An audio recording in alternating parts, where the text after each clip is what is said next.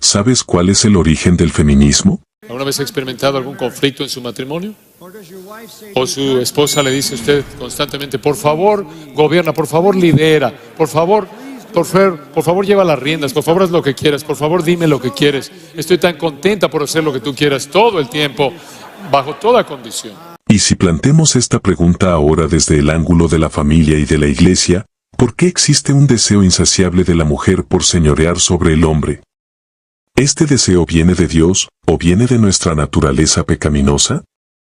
Escuchemos ahora la explicación del pastor John MacArthur, maestro bíblico, sobre las consecuencias del pecado en la mujer, un asunto además de sensible, también muy controversial. ¿Por qué es que esto es un asunto tan difícil para las mujeres?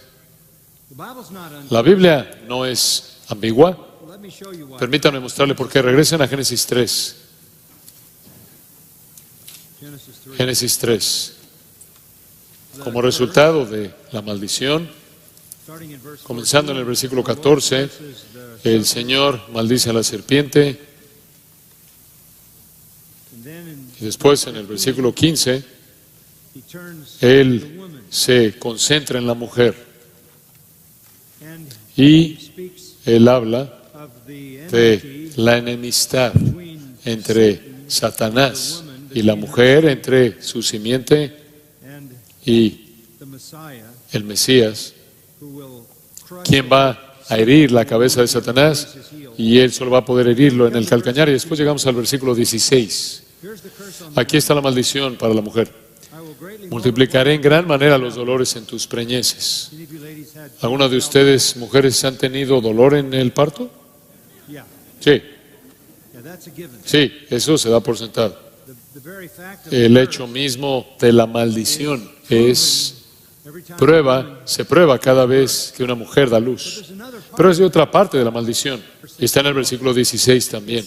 Dice, y tu deseo será para tu marido, y él se enseñoreará de ti. Mi hermano, ¿puede parar un momento por favor y explicar qué significa este deseo? ¿Es acaso deseo sexual, o qué tipo de deseo es este? Parece como una afirmación extraña. Tu deseo será para tu marido y él se enseñoreará de ti. Si tu deseo, y en un sentido romántico, amoroso, es hacia tu marido, eso parecía como una situación perfecta y él no tendrá que enseñorearse sobre ti. Entonces, ¿qué significaría el enseñorearse? Pero no está hablando de un deseo amoroso, un deseo romántico, un deseo sumiso.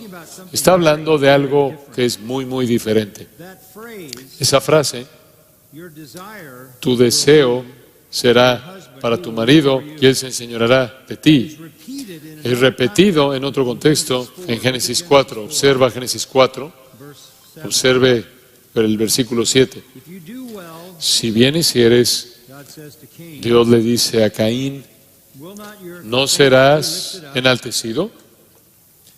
Y si no hicieres bien, el pecado está a la puerta. Y aquí está la misma frase. Con todo esto, a ti será su deseo y tú te enseñorearás de él. Se refiere al deseo por el pecado, más bien del pecado que viene en contra de Caín, que él tiene que dominar. No es un deseo bienvenido, es el deseo por gobernar, por enseñorearse, es el deseo por guiarse, el deseo por apoderarse, el deseo por dominar. Ese es el pecado. Dios le está diciendo a Caín, el pecado va a tratar de apoderarse de tu vida, tú tienes que dominarlo. Así es como esa frase es usada. Pero ¿cómo es que podemos aplicar este análisis de la palabra deseo a las consecuencias dejadas por el pecado a las mujeres? Si toma usted esa interpretación de regreso al capítulo 3, versículo 16, lo que está diciendo es esto. Escuchen con cuidado. El deseo de una mujer será por gobernar a su marido, pero él va a tener que gobernarla a ella. ¿Has visto que eso es verdad? No tienes que dar un testimonio personal. ¿Alguna vez ha experimentado algún conflicto usted? ¿Alguna vez ha experimentado algún conflicto en su matrimonio? O su esposa le dice a usted constantemente, por favor, gobierna, por favor, lidera, por favor, lleva las riendas, por favor, haz lo que quieras, por favor, dime lo que quieres. Estoy tan contenta por hacer lo que tú quieras todo el tiempo, bajo toda condición. No creo. El matrimonio es una batalla. En ese punto mismo.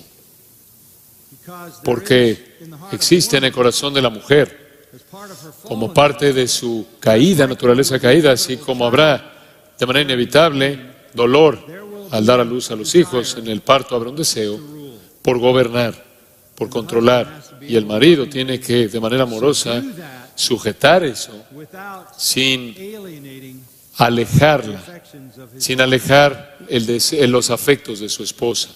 El afecto de su esposa, obviamente esto virtualmente es evidente en cualquier matrimonio. Qué forma tan clara de ver ahora la realidad a través de la interpretación correcta de este versículo. Y más aún, cuando la realidad confirma lo revelado en la relación de pareja. Mi hermano, ¿y cómo explicar esta consecuencia del pecado en la mujer pero ahora en la iglesia? Entonces, ¿qué estamos diciendo?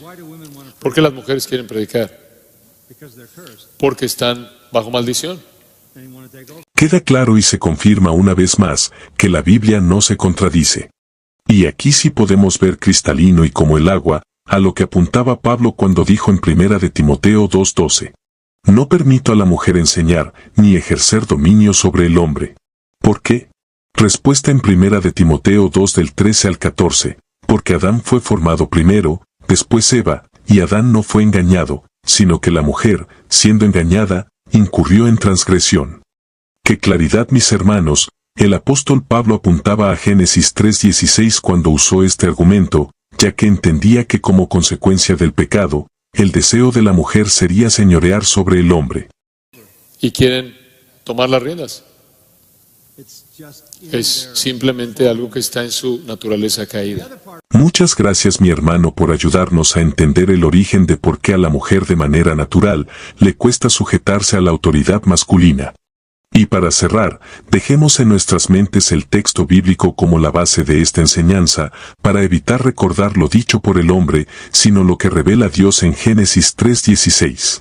A la mujer dijo, multiplicaré en gran manera los dolores en tus preñeces, con dolor darás a luz los hijos, y tu deseo será para tu marido, y él se enseñoreará de ti. Frase clave, y tu deseo será para tu marido. Ya estamos todos claros de qué se trata ese deseo. Déjanos tu opinión en la casilla de comentarios respecto al verso clave, y tu deseo será para tu marido de Génesis 3:16, pero visto a la luz de Génesis 4:7.